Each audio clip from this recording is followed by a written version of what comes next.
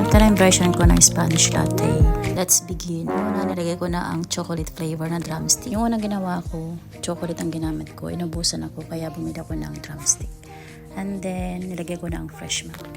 Tinansya ko lang yung dami ng fresh milk kasi maglalagay pa ako ng yelo. After that, magtimpla ka na ng kape.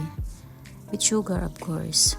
Ako, ang ginamit ko is yung lagayan ko lang ng tubig kasi wala akong coffee mixer. Doon mo na siya halu-haluin.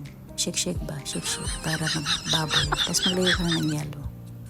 At pagkatapos mo maglagay ng yelo, ayan, i-shake mo ng todo hanggang bumula. Tapos saka mo na siya italpog. Nakakatuwa siya tingnan, para kang nasa Starbucks. Kasi ang cute.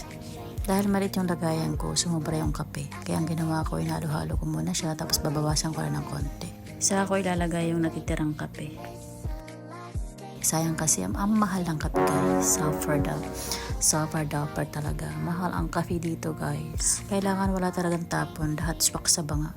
Hindi ako coffee lover kasi bawal sa akin. Pero pag ganitong timpla, pwede na sa akin yan kasi hindi naman siya pure na coffee.